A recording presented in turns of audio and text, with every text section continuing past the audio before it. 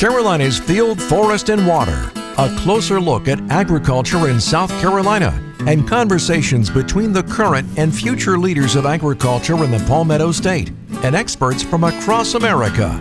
Presented by the students of the South Carolina Governor's School for Agriculture at John De La Howe. From our campus in McCormick County, here's our moderator, ASA Simmons. Hi, welcome to this edition of Carolina's Field, Forest, and Waters. I'm ASA Simmons, and we're currently at the 4th Annual Ag Fest. Here, I'm with the South Carolina Governor's School's president, Dr. Callan. Hello, everyone. Hello, Asa. How are you? I'm good. How are you? I am well. My feet hurt. How about you? My feet hurt as well. It's been a great day. This is our 4th annual event, and we had over 80 beef show heifers here and over 60 hogs that showed from students all over South Carolina. So it's been a great day here. I've heard we actually had some people from Georgia come in as well. We did. We had a large showing from our neighbors across Savannah River from Georgia. I'm glad to see them here, and hopefully next year we'll have some folks from Tennessee and North Carolina and make this a southeast kind of event. A question I have is, considering you're the president of the Governor's School, what are some of the things that you did to help prepare for Ag Fest? Well, mostly planning, and an event of this size takes weeks and weeks, if not months and months of planning. So we started pre-planning for this event back in August. So the very first month of school, we began pre-planning for the event. That comes from ordering shavings, the tents, registrations for all the animals, registration for students here. So just lots of planning and meeting with our administration team and ag teachers. As an ag teacher, how do you feel this event can further expose students to agriculture? Well, I am an old ag teacher. I taught high school agriculture for 9 years, so agricultural education is the key to everything I've done in my adult life. So all of these students and guests here today, I hope that they will leave here with a better understanding of where their food comes from, number one, and just the agriculture industry in general. Of course, today is specifically focused on livestock production, not necessarily agronomy, but we still hope that our students and contestants and guests here come away with a better understanding of how South Carolina agriculture works. We are the largest industry in South Carolina with $52 billion impact. So if we can help educate the general public on that matter, that's really what this whole event is about. How do you feel that this event can further benefit this campus in the future? I think it really helps us with the recruiting aspect because there's so many, not only of our students, but lots of students across South Carolina and Georgia who have never stepped foot on this campus. So us as a magnet school, a governor's school for agriculture, it's really helpful to get those students to campus so they can see this beautiful 1,310-acre property and hopefully recruit some new students to come to us next year and the coming up years. What are some of your favorite parts of Ag Fest? Well, I'm a cowboy at heart, so I'm really fond of the beef show especially. I have my own farm at home with beef cattle, so seeing these quality beef cattle just is really close to my heart. Of course, I love all aspects of agriculture, but me personally, the beef show is what I really enjoy. I'm here with Mr. McCall, and he is the farm staff manager here at the Governor's School for Agriculture. A question I have for you is how did the preparation for Ag Fest come along so far? I think it's come along really well. So the people who have put in a lot of time and effort to organize this event have really made it to where everything's come together nicely this year. We were able to get our shavings donated to us this year, and the tents were set up nicely. Mr. Abrams and his group were able to put all the panels up, and so many people worked together from throughout the whole agency to make all of this kind of come together on what I think is a really great weekend and a good opportunity to showcase our school. Well, considering the weather and the rain, what were some things that caused a bit trouble in setting up Ag Fest? Well, so early on, we did not want our shavings to get wet because obviously that would be a lot less desirable for us. So we had to cover those, but then the rain kind of held off and we were able to get the shavings spread.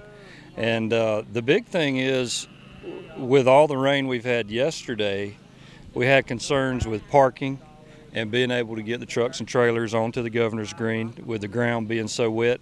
Unfortunately, we did have to cancel the Horse Fun Day show just because the footing in the arena was just too wet. We were worried about possible injuries to horses and riders, and on top of that, it would have been difficult for us to park trucks and trailers in the hayfield. So we had to cancel that part. What were some daily things that happened throughout this past week that was used to help prep for AgFest? Every day, groups of students would come out with the ag teachers classes. Basically, I think all 4 ag teachers had students involved in the preparation of this. It's something that, like I said before, it takes basically the full year to plan, and then it all comes together at the last moment in the last few days, and we just have to all kind of get together and work together to make it all happen. Well, considering that AgFest is currently going on, what are some of your favorite parts of AgFest? Oh, I love it all. I love seeing the cattle show. To me, I'm kind of a cow-calf person. I'm a beef cow guy. I really enjoy watching the show, seeing the different breeds, seeing how the students perform with their animals. That's always a really great opportunity to see things like that. I've been watching the pig shows over there. I really enjoy that. I'm not necessarily a pig guy, so I'm learning a lot about the pig and swine industry, and I've really enjoyed seeing that happen. So I like it all, the vendors, the people, the fellowship with folks that I see a lot of people here today that I maybe haven't seen in a year or so. So it's just a great experience all the way around. Now we're with Sarah Ostergaard, who is a parent of one of our senior Aggies. Ms. Ostergaard, what are some things that you do that help students? Well, the parent group likes to help the students through the staff and also send some goodie bags. We know that sometimes life as a student can be stressful, so we sent some Valentine goodie bags. We're helping to recognize seniors and send some fun stuff to all of their houses. How did you first get involved in the parent-teacher organization? Well, some of us parents wanted to meet other parents and then also support this great school because the staff here do so much. Our students mostly live on campus, and so we wanted to be able to give back to the people who are giving so much to our students. How do you feel that your organization is beneficial to students and the school in general? Well, hopefully we play a supportive role. We always welcome ideas. One of the things we just started is a parent Facebook group so that we can communicate. And some of the parents are talking about prom and recommending, people who can help with hair and that sort of thing. Just helping with communication and community building within the school. Well, considering that we're at AgFest, what are some of the things that you did or that the organization has done to help with AgFest? Just say thank you, I think, to the staff and teachers. We didn't take a very active role here at AgFest, but there are a lot of parents here and walking around and introducing parents to other staff members and just supporting the students and the staff that are giving their time. AgFest is an amazing opportunity to showcase the school, and I'm glad that I'm able to be here. What are some of your favorite parts of AgFest? Everything. I love watching the shows. I love seeing the smiling faces. The food is great, and the crafts, and just walking around being outdoors on this beautiful day on this beautiful campus. I'm here with Charlotte Talent, the Executive Director of McCormick County's Chamber of Commerce. How does AgFest impact McCormick County? Okay. In regards to tourism, one of the big economic drivers now in tourism is actually ag tourism. That is, it impacts us internationally as well as domestically. And when I heard from the chamber perspective that we were getting John D. LaHaube and the Governor's School here, I thought, yes, that is the perfect perfect catalyst to driving ag tourism to our county. It brings in those tourism dollars, it helps property owners, it helps the county to stay healthy, and it helps drive our property and also taxes and revenue that comes in to our state and into our county. What are some of the things that you think that the governor's school does for McCormick County's economy? Well, for number one, it is bringing in the youth and the young, which we need into our county. Our county is basically, we have more older people here. It skews more towards the older generation, and we all know that if we do not have the young to continue to come in and feed, and it's nutrition into the county, and having the young people to come back and start opening up businesses, being interested in the county as a whole, just to have it to grow. What are some of your favorite parts of campus? I'm sorry? What are some of your favorite parts of campus? Some of the different parts of campus. Your favorite parts? My favorite part is I am looking for I want the new arts, the center, the new community center to be open. What do you call the center that is? It's the new auditorium. There we go. It's the auditorium that I'm looking for, because we can have so many more performing events out here. We can have different events that would bring in more people, and it would just give the school more exposure. So I'm looking forward to that. But this event, the Ag Fest, is one of my favorite, because I really get to talk to more parts of the county and more other people that are in the surrounding area that comes in, and I get to talk to them about McCormick County. Now I've heard of an event coming up in May. What is that event? Yes, this is the first time that the McCormick County will be taking part in a 12-year annual statewide Ag Plus Art Tour. It is put on by Clemson University and their extension services, and last year they had 12 counties participating. We signed up, and now this year they're going to have about 8 or 9 new counties, and McCormick is one of those. So between the months of May and June on the weekends, each of the counties will be able to showcase what they do within their county about ag tourism, about the agriculture. How do you feed the people in South Carolina? Also, we get to showcase our artisans. That could be paint artisans, it could be whittling artisans, it could be musicians artisans, and so we're going to be showcasing not only the ag of the county, which John D. LaHowe is going to be one of our great sites. We have 4 other sites that people will be able to visit. It's the Parks Mill Show Creek Spider Lilies. It's a beautiful old historic grist mill, but in the Stevens Creek area, these gorgeous lilies grow. So that will be on tour. And then downtown in McCormick, we have the Mac Park open, and we're going to have historic skits that's going on. I have music that different artists, and we're going to have old age tractors as well as new age tractors, anything that is talk about our ag in the county. And then also the Dorn Mill Complex and our gold mine will be open. So we have 5 areas that people can visit during the Ag Plus Art Tour, and on May the 4th. So we look forward to that being our first year, and we want to hit a home run out of the park with it. So, and we're thankful for John D. LaHowe. Now we're with Representative Patrick Haden. One question I do have for you is, how did you first get into politics, and how did you see that as a way to further agriculture in South Carolina? Well, It started out in 2000, well, in 98 or 99, I got it. That's when I really just got started interested in politics. And then in 2002, I ran for a county fire and sewer commission.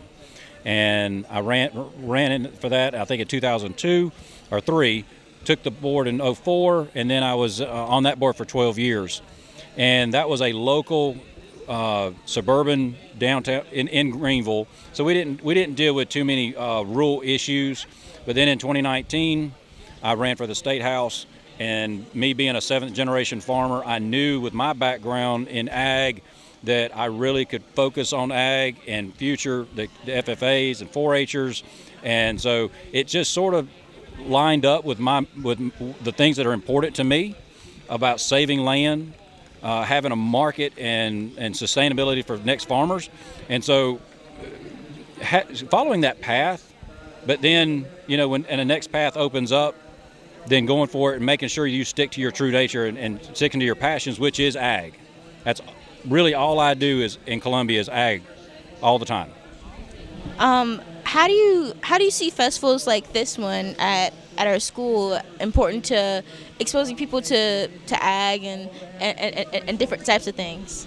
Well, that's easy. I look around and I see this, and I know if we were looking at the statistics, I guarantee there's somebody here that doesn't have anything to do with cows or hogs or poultry or sheep or goats, and it exposes them and their kids to those animals, and Lord knows this school, how important this school is. So I would say just the introduction of ag to people through an event like this is so important, because it's not like they're going to the farm, but they're getting an introduction and seeing how many hours these kids spend with these animals. It's an amazing introduction, and I bet there's some kid walking around looking at that and going, you know what, I think I want to do that. And how do they do that? By getting their own animals, and then eventually one day they may come to this school. What are some things that you see in South Carolina happening for agriculture, like in the future? Well, some of the big things is right now we're trying to save as much farmland as we can. Right now we have 70 to 100 people moving to South Carolina every single day. There's a study that came out, and we're the 8th leading state for losing agricultural land. So in my mission is to try to give landowners a big option as far as to either sell to development or to keep their family farms operating. So last year we worked real heavy with the legislature and my colleagues to pass a bill called the Working Ag Lands Preservation Act. And what that does is that sets aside money in the Conservation Bank for South Carolina to have families that set their farms up in a trust. Then they could apply and sell that property for this conservation bank, and they would receive up to 50% of the value. They retain ownership. It gets put in an easement, and it can be farmed forever. It will never be anything else except farmland. And so doing things like that will protect farmland, but it also have a future for young farmers and ranchers, because they're not making land anymore. And anytime apartment buildings go up, townhomes, commercial developments, I have never seen one of those developments be torn down, plowed under, and put back into ag. You never see that. So we've got to be very proactive on the front end, and to be not reactive, but do that so that we can keep that from happening, and also give family farms an option. So coming towards towards the end of Ag Fest, what do you think is something that could better help students get further into ag for those who aren't into ag? Well, just an introduction. I took 2 cows and a tractor down to a local elementary school, and my son and we went down there, and we had 700 and some odd students come through in Greenville County. And I asked each group that came in front of the trailer, how many times have you ever been around a cow? Are you familiar? And one girl out of 702 students said she had been near a cow, a live cow. So I left there that day knowing we've got a lot of work to do. So we have got to do more introductions. We have got to get into more schools. We have, then that one reason I want to put in a plug for the Farm Bureau for their ag in the classroom. They're doing an amazing job getting into other schools and doing that introduction. because these kids had no clue where their food comes from, and that's just a small portion of South Carolina schools. So for me, and for people like you and your age, your generation, getting out there, spreading the word that South Carolina ag matters, and what you do as a student here at John De La Howe matters.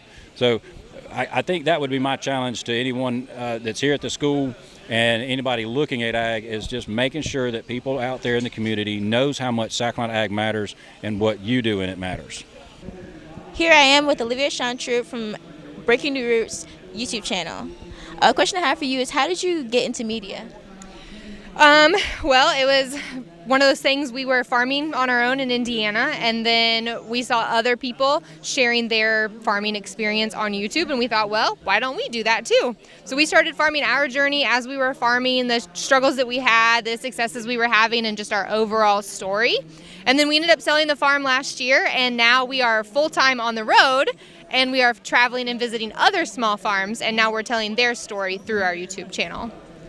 A question I have is, how do you see the being in media aid in making agriculture bigger in not just South Carolina but in America? So the media around agriculture is always kind of hidden, it feels like. It's either on the big screen or on some news channel. And my perspective from what I've gotten from other farmers is that when they are visited by other media outlets, like news channels and things, they tend to have an agenda on what they want that farmer to say, and it fits their own storyline.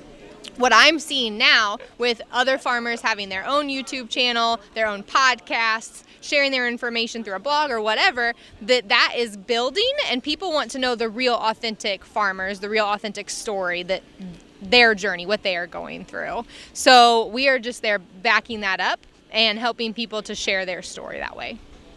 How did you learn about the school? What brought you to AgFest? We were on our way. We're traveling up the East Coast, and as we started reaching out to people, I had multiple farmers tell me that we couldn't leave South Carolina without coming here. And then I had a farmer tell me about the Ag Fest. So not only would we love to tour the campus and get to know more about the school's history and story and what you guys are doing here, but I wanted to come, and I'm a 10-year 4-H'er myself and an FFA member, so I couldn't pass up a livestock show. Well, considering you couldn't pass up a livestock show, what animals have you shown? I showed mainly beef. I also had a few chickens because it was easy money at the sale, and then a few pigs, but my heart was always with the cattle. Well, considering that you've done a lot of work with cattle, how do you see media as a way to better break way for students for agriculture? Well, we all know that caring for livestock is not an easy job, and it's not something that you can fully control. So I always enjoyed how the show was a way to show off your hard work and put yourself up against other people's hard work. It is a competition, but at the end of the day, I think we're all just out here trying to do the same thing. Same with just farmers in general. Our common goal is to feed the world. So if we can make that a friendly competition, have some fun, and show off what we've accomplished throughout the year or a few months or however long we've had our animals, then I think that that's really important. And being able to show that off through media, through podcast shows, however that may be, just extends that that visual, if you will. Well, as a person in media, do you further encourage students to go into media themselves to share their experience in agriculture? Not necessarily. I don't think media is for everyone. And traditionally in the agriculture world, it's been very hard for us to enter into the media world because we aren't people typically to boast about what we're doing and things like that. So I hear a lot that, oh, I'm not special. I have nothing special. What I'm doing is just every day. So being able to put some media into it, I think, is important. Everybody does have a voice, but just like some people are really good with mechanics and some people just aren't, some people really enjoy media and some people don't. So I think that if you have a knack for talking with people and connecting, then it's definitely something that young people should look into. And that's going to do it for this edition of Carolina's Fields, Forests, and Waters. I want to thank the community for coming out for this 4th annual Ag Fest at John De La Howe's Governor's School for Agriculture. Please join us next time at Carolina's Fields, Forests, and Waters. Carolina's Field, Forest, and Water. A closer look at agriculture in South Carolina and conversations between the current and future leaders of agriculture in the Palmetto State and experts from across America. Presented by the students of the South Carolina Governor's School for Agriculture at John De La Howe. For more information on the South Carolina Governor's School for Agriculture, visit our website at delahowe.sc.gov.